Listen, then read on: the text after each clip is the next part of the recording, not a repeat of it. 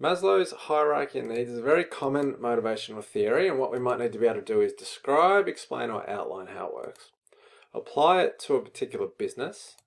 Discuss, evaluate, analyze, or examine its pros and cons, break it apart, and compare or distinguish its similarities and differences with the other theories. So how the theory works is that Maslow says all people have needs to be met, and people will work towards satisfying them, and they can be placed in a hierarchy or order.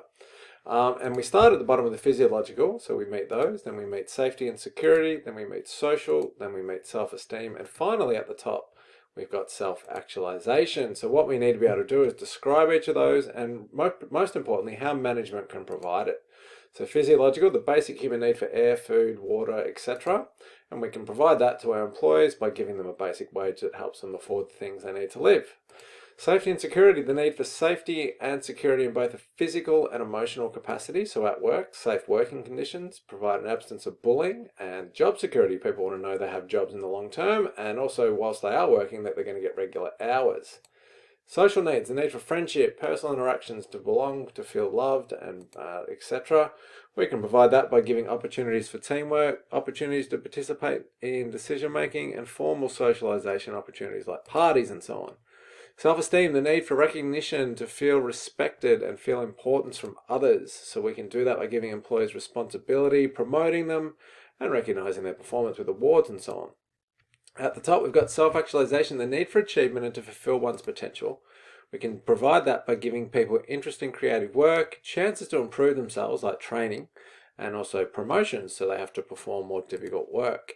And how the theory works is that needs must be satisfied from lowest order to highest order. So we start at the bottom and say an employee has no motivation, then we meet their physiological needs, then we meet the safety and security needs, the social needs, the self-esteem needs, and then finally we'll achieve full motivation when we can meet an employee's self-actualization needs. But the theory specifies a couple of things. It says once a need is satisfied, its satisfaction no longer motivates. So if people keep turning up to work and they're getting needs 4 and 5 every day for years and that's it, well, they won't be motivated because they've got other needs. So you've got to meet the ones after. You can't just stop halfway through.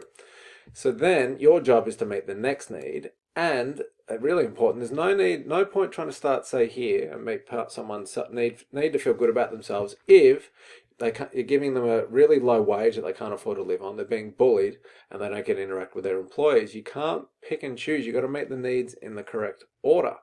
And lastly, an employee is fully motivated when all of their needs are fulfilled. So we just got some pros and cons. It's an easy theory to apply. 5 clear needs to meet in a set order. And if you think about it, it's kind of a checklist. If you do meet all 5 needs, you'll have well-motivated employees. It closely matches human nature. We've got a nice balance of intrinsic and extrinsic needs there, which Maslow calls higher order and lower order. On the con side, it's very generic. It assumes everyone's got the same needs, and we meet them in the same order, which is definitely not true. Money's much more important to that than being sort of the first need. And it focuses on meeting one need at a time, which is a bit limited. We then need to compare it with LOC, so that's quite difficult actually, but we could say goal achievement in LOC would lead to the achievement of Maslow's self-esteem and self-actualization, and they both assume employees will be motivated by both financial and non-financial strategies. How are they different? Well, they're very different. Locke's theory sort of focuses more on one person, whereas Maslow's a more holistic thing to apply to a bunch of people at a business. And Maslow says lower order needs must be met before goals can be set to fulfill higher order needs, but Locke says you could set an effective goal for self-actualization without setting goals for anything else. How are Maslow and Lawrence and Norrie's 4 drives similar? Though that's much easier. They both identify a nice mix of lower order or extrinsic needs. So the physiological and safety needs are basically the same as the drive to acquire and defend. And Maslow's social and self-actualization needs are the same as the drive to bond and comprehend. And they're both theories that have a similarity in the pursuit of satisfaction. So Maslow says what causes satisfaction is needs. Lawrence and Norrie calls them drives, but it's basically the same thing.